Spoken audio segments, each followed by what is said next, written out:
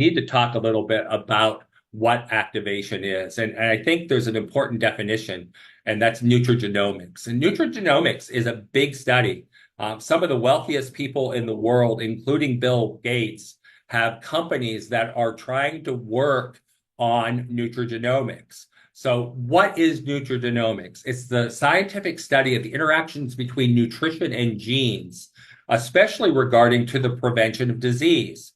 So that means that what we put in our body can change what our body does for our health.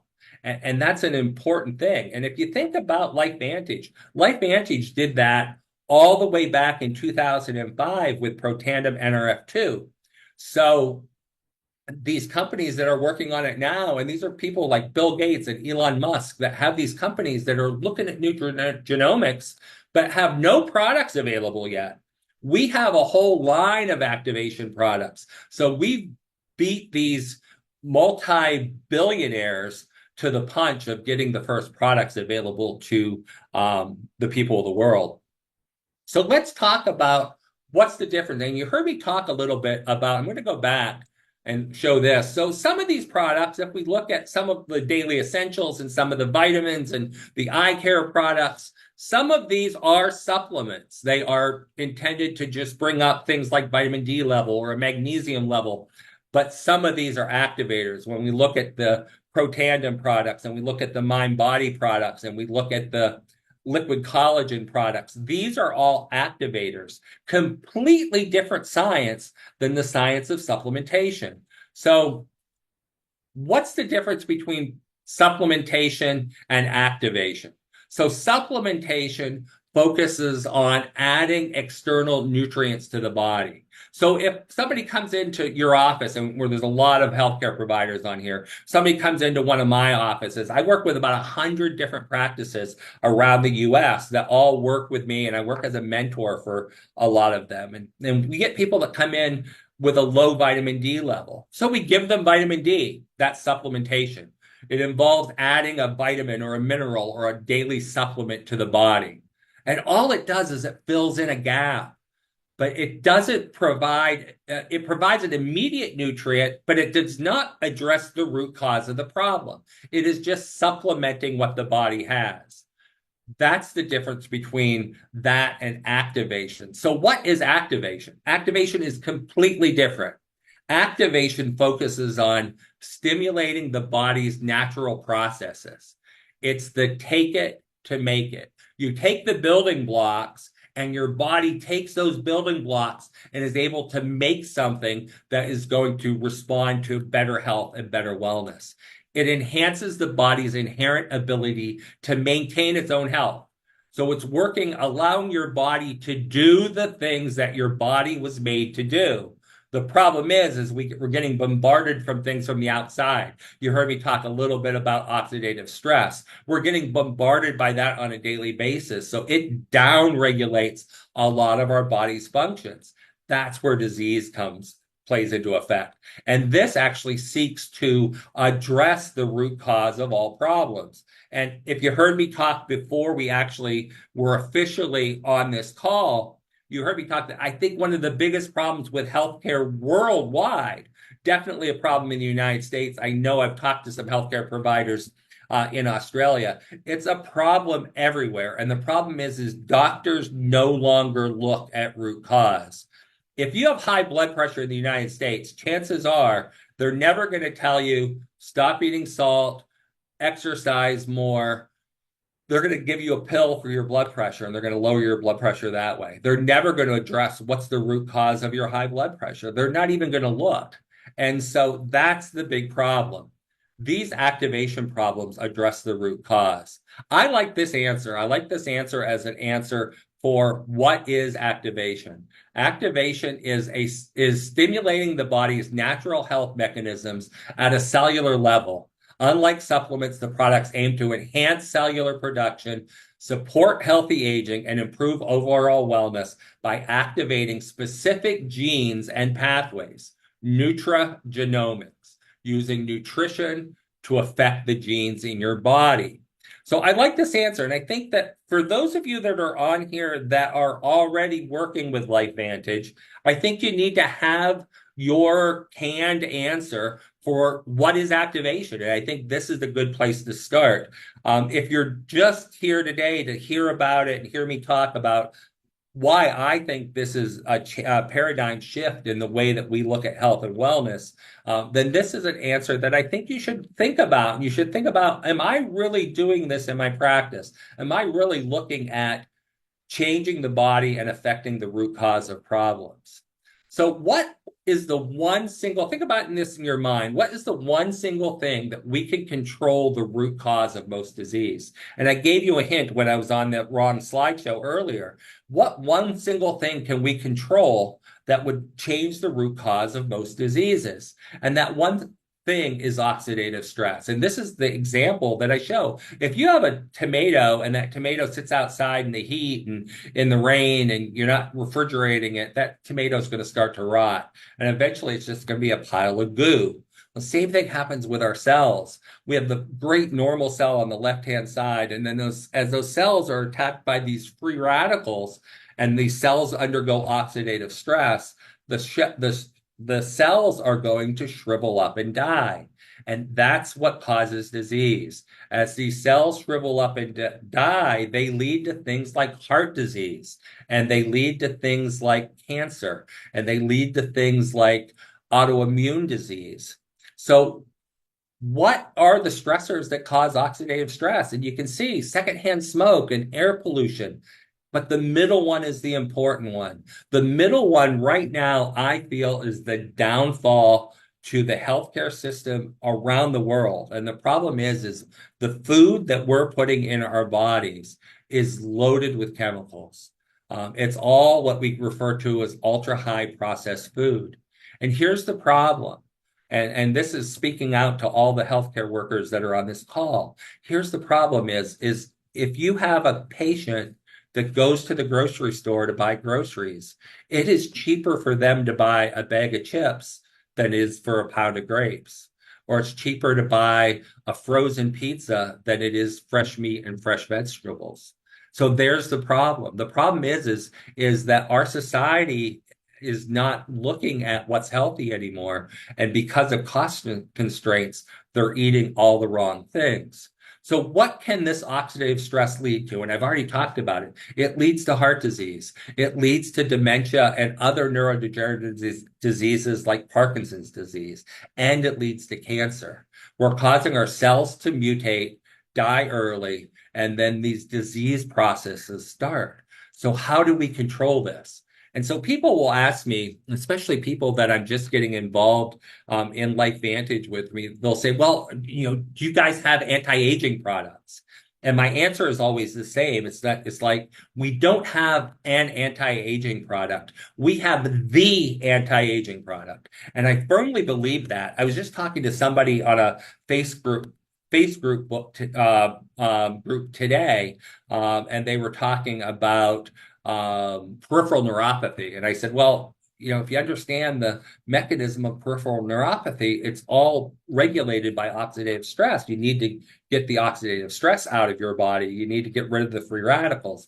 And they were going on about foods they eat and trying to elevate glutathione levels. And I said, I think that's great, but you have to understand that the thing that really affects this is something in our body called superoxide dismutase. And we're going to talk about that in the next slide, but that is the master antioxidant. Everything else is compared to superoxide dismutase. So protandim NRF2 elevates superoxide dismutase by 40% in just 30 days. And as I already told you before, when John Quinones did this ABC News primetime event back in 2005, they were trying to shoot down this concept. But what they found is that this concept of activation was really true. And since then, there's been 32 studies done by major universities around the world that have been able to validate the success of NRF2 in down-regulating disease processes. If you're practicing medicine today and you are not looking at oxidative stress as a link to all the diseases, I think they should put protandim NRF2 in the drinking water, like everywhere around the world. I think it's that important. I mean, we already understand glutathione is important, and there's a lot of clinics that are using glutathione injections, but this is even stronger than that. As I said, it increases this master antioxidant, this superoxide dismutase, by 40% in 30 days. So what does that compare to? One of the foods that everyone always brings up is organic blueberries. So 1 pint of organic blueberries can neutralize about 7,000 free radicals. 1 molecule of superoxide dismutase can neutralize 1 million free radicals. So think about how many truckloads of blueberries a day you would have to eat instead of taking one little yellow pill every day first thing in the morning. So it's paramount that we talk to our patients about doing this in order to alter the progression of illness in our bodies, to downregulate the problems with oxidative stress that can lead to disease processes. So oxidative stress, and we talked about cancer and heart disease and neurodegenerative disease, but here's the bigger problem. The bigger problem is oxidative stress leading to obesity. Obesity is a problem worldwide. I pulled some statistics off the internet. I know the American statistics because that's where I live. I mean, I guess because I'm with LifeVantage and we have a big worldwide team, I've got to learn all the statistics. So in America, 82% of Americans are overweight. That means that they're all looking to lose 10, 15, 20, 30 pounds. 42% of Americans are obese. That means they are greater than 30% above their ideal weight. That's the definition of obesity. That number's 36% in Australia. It's 36% in the Philippines. It's 46% in Thailand. I know that's the group that we have on this call, Americans, Australians, Filipinos, and the people from Thailand. So obesity is a problem. We're reaching 50%. In the United States, the predictions are by 2030, 29 out of our 50 states will have an obesity rate of over 50%. We have one state in the United States, for those of you that are from the states, West Virginia has an obesity rate right now of 49.8%. We are almost at a 50% obesity rate in one of our states. That means half of Americans are walking around obese. It is a huge problem. And obesity is completely linked to oxidative stress. And here's why. The more ultra highly processed foods we eat, the more free radicals that are formed. The more free radicals that are formed, the more oxidative stress that we have. The more oxidative stress that we have, the more that we downregulate hormones. And these are the hormones that are responsible for metabolism. These are hormones like thyroid hormone, thyroxine, testosterone, estrogen, human growth hormone, and GLP-1 that's made in the gut and is responsible for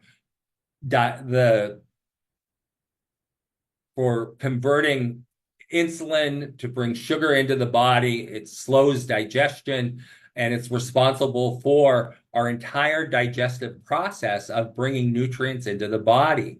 So if that gets downregulated, it just causes the obesity to get higher, which causes more free radicals and more oxidative stress.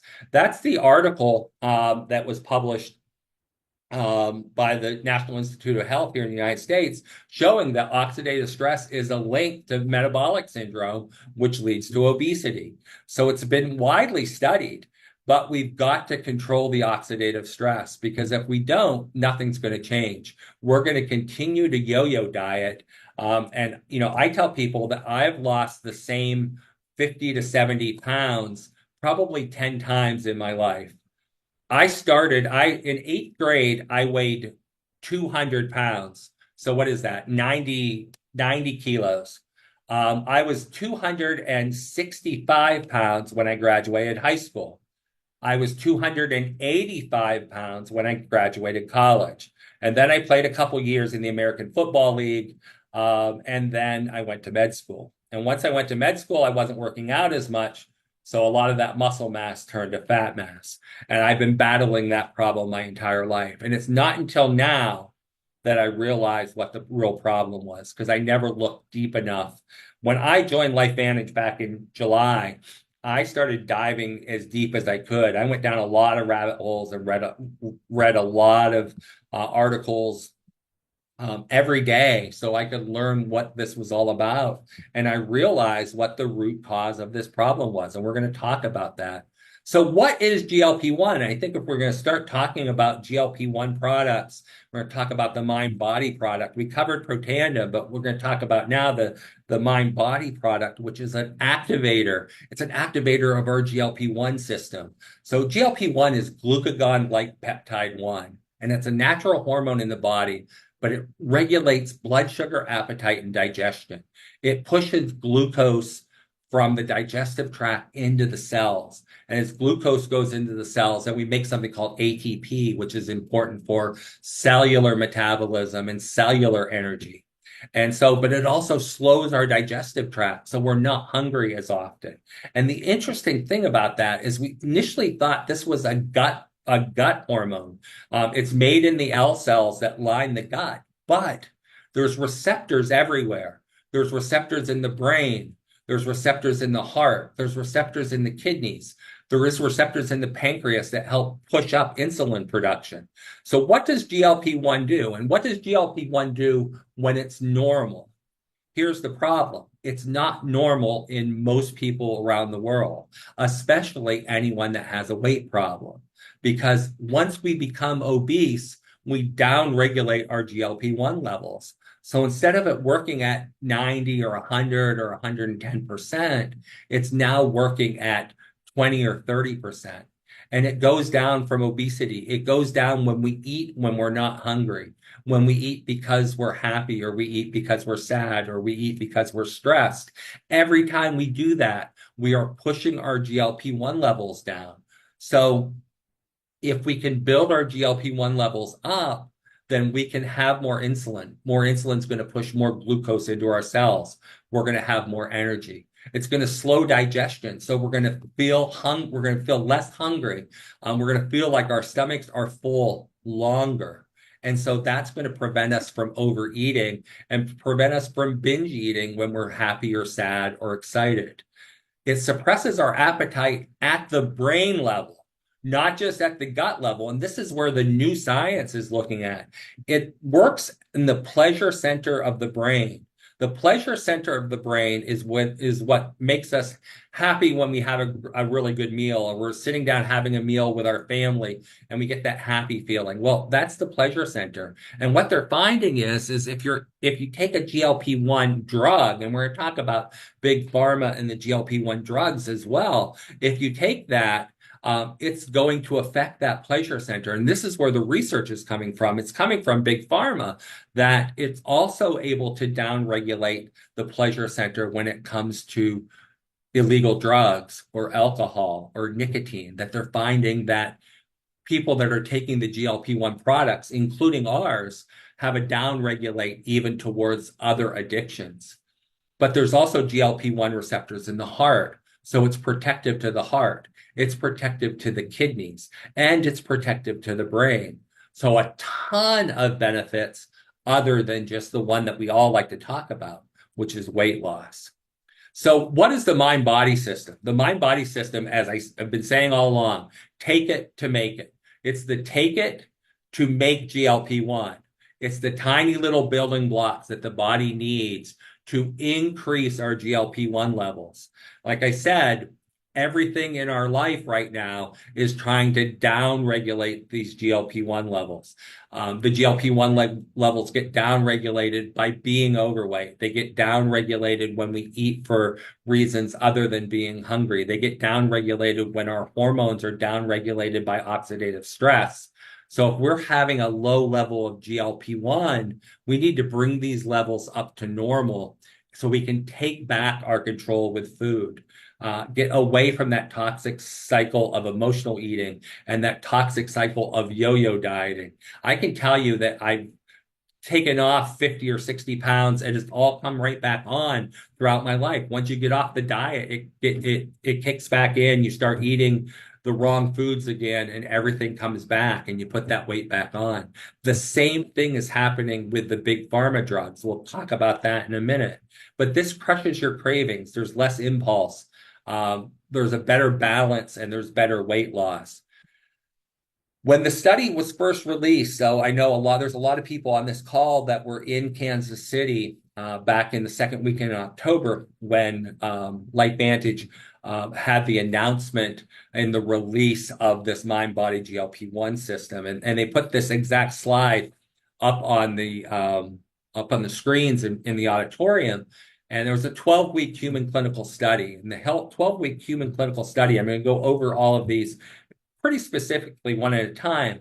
So the average increase in GLP-1 levels was up to 140% in 12 weeks. And we know that most of these people in the study started with them depressed because they were already gaining weight. They were already in that overweight obesity category. So it pushed them from those low levels, maybe 20, 30, 40% levels of GLP-1 up to 140%. There were people in the study that were up over 300% in their GLP-1 levels.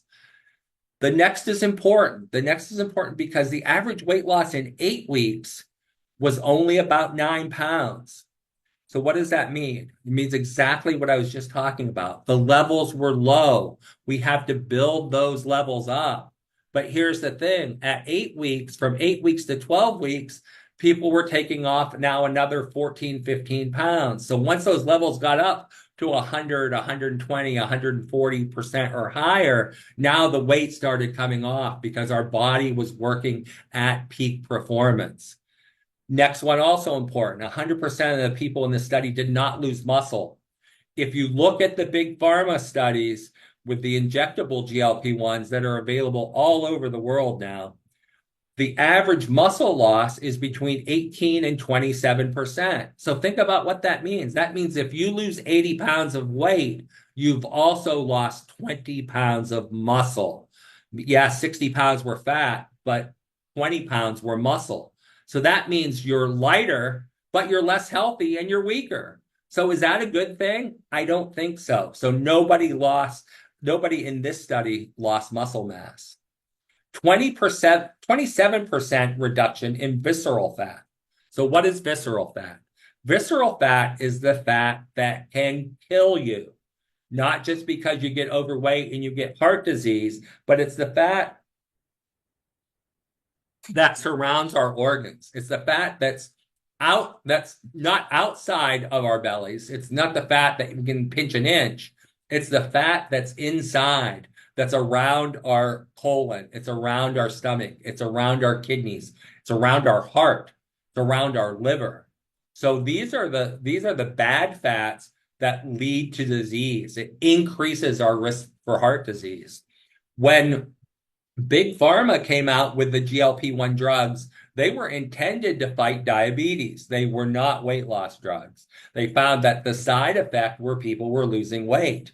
But what they also found is that the risk of heart disease in these diabetic patients went down considerably. So they knew that it was taking care of this visceral fat. And they've done studies on it with Big Pharma. However, the average loss of visceral fat in the Big Pharma drugs is only 8 to 15%, which means we have better numbers with the mind body product than we do with the big pharma products. And then they did a survey. They did a survey at the end and they answered, I think it was 20 questions. And the two that jump out to me most is an 82% 82% of the people in the study took back their control with their relationship with food. They felt that they were able to control their diet much better on the mind body product. And then the last one, it was important to me. The last one was 95% reduction in sugar cravings. I am admittedly a Oreo junkie. I love Oreo cookies. And our son has a dairy allergy. So Oreos are one of the few cookies that do not have dairy. Even the fluffy cream in the middle, there's no dairy. So we always have Oreos in our house. And I swear that I would walk past my pantry and my pantry would actually call to me, like, come in and get Oreos. So 3 or 4 times a day, I would take 2 Oreos. So I'm eating 6 to 8 Oreos a day for years.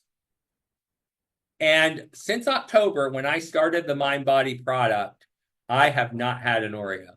We have Oreos in our pantry. They're still there. Our son still eats them. I have not had one Oreo. It definitely decreases our cravings for sugar. There's the proof. That is my 18-week picture. I am now at 24 weeks.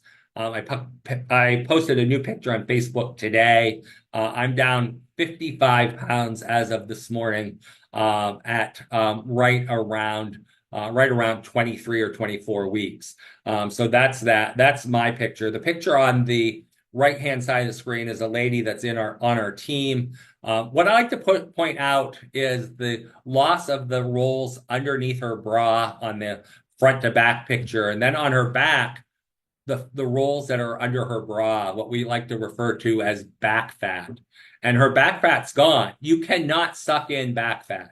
No matter how hard you try, there's nothing that she could do to try to suck in those rolls. So it works. The Mind Body GLP-1, there's no doubt in my mind that it is working. You can go on the Activated Weight Loss group on Facebook, and you can see all the people that are posting pictures and commenting about their testimonials.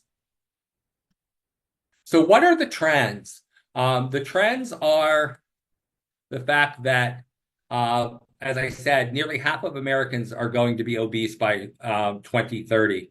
The number one selling drug in the United States in 2023 was semaglutide, which is the prescription drug Ozempic. And then right now, the industry is about an almost $40 billion industry for GLP-1. It's predicted to be by 2031 between 138 and $200 billion. It's going to continue to grow. This is a place that we definitely want to jump in and be part of this weight loss journey. But here's the thing is the national, I don't know if I have a slide on, I don't think I do. The National Institute of Health in the United States just came out with a study that shows that once you stop the prescription GLP-1s, within that first year after stopping them, 90% of the people on the drugs gained 66% of their weight back. That's 2/3. So if you lost 90 pounds in that first year of coming off the drugs, the weight gain is 60 pounds back on. So are these drugs really changing the yo-yo dieting system? They're not. All they're doing is now allowing big pharma to make money off of everyone that yo-yo diets. We need to change the paradigm. Here's how we change the paradigm. We need to change the paradigm by giving people the building blocks to bring their own GLP-1 levels up. Because once we bring the GLP-1 levels up, then the body starts functioning normal and we can keep the weight off. With the GLP-1 drugs, we give ourselves the shot. I've done the Ozempic products about 2 years ago. I lost 80 pounds. I put 60 of it back on. It's real. And you put on probably 15 to 20 pounds in the first 8 weeks because what your body's used to is getting this shot every week. The shot lowers our levels to 0. The body's now depending on the shot, not depending on the body making the hormone. Once the shot goes away, the levels are 0. So now it takes time to build that level back up. It's important for people that are on the drugs and want to convert over to the mind body because it takes that first 6 to 8 weeks to get the levels up so everything can kick back in. I want to talk about just a couple more take it to make it products. I don't want to, if I went in depth on all of them as I have with Protandim and with the Mind Body, we would be here till tomorrow morning. But liquid collagen, the same way, take it to make it, can increase collagen levels by 100% in just 8 weeks. Now, when we think about collagen, the first thing we want to think about are all the beauty stuff, fine lines and wrinkles. That wasn't the big thing that I noticed in me. Like I said, I played American football. So what I noticed was knee pain. I've had knee pain for probably 25 years. If you're 300 pounds and 300 pounds for a long time, you're going to get knee pain. So I've had knee pain for 20, 25 years. What I noticed with the liquid collagen and with my weight loss is my knee pain is gone. First time I can say that in a long time. There's also the lady, though, on the left-hand side of the screen. You see the wrinkles around her eyes. They're gone with liquid collagen. And if you take the liquid collagen and the protandim together, they work synergistically. I didn't put a slide in here, but the NAD product, if you know anything about NAD is what causes stem cells to get mobilized from our peripheral circulation and go to areas where there's damage. So it brings stem cells to damaged areas and causes healing. Well, we have an NAD product that is a take it to make it product. It increases our NAD levels that can go to our bone marrow and tell the stem cells to get working. Another take it to make it product. I have a long email dissertation on NAD. So if you want that, get a hold of Josie, or if you can get a hold of me, I'll be more than happy to email that to you. But I go into a deep dive on why NAD is so important. The wellness industry is growing. It's about a $1.5 trillion industry worldwide. It is time that if you're not doing wellness in your practice, people are starting to notice. I have followers on my Instagram. My Instagram talks about Dr. Jeff, the doctor that hates doctors. I hate the way our healthcare system goes. The average doctor spends about 6 minutes with a patient when they come in for a visit, and it's all based on what they need to do for money. In the United States, if they do a 1 hour long consultation, doctor gets paid by the Medicare system about $220. But if he sees 10 6-minute visits, he makes about $450. So he has double income by seeing 10 patients for 6 minutes than he does for one patient for 60 minutes. That's a problem. And so that's why I think as a group, and I see that there's 75 people on this call tonight, I'm just calling out to the healthcare providers. We need to change this. We need to change this 1 or 2 doctors at a time. As I said, I've been able to put in 120 doctors on my team. I'm trying to change. If I can put in 2 or 3 doctors a week, that's another 150 by next year at this time. If we can really change the paradigm and focus on wellness and focus on root cause, then we can really change healthcare in the world. I was going to say in America, but with this call, we can change healthcare in the world. That's all I have. As I said, I've been doing this now not quite a year. I'm excited about it, if you can't tell by the way I'm talking. I know that Josie has some questions for me, and I would love to entertain whatever Josie wants me to bring to the table. Okay, so Dr. Jeff, maybe you can remove your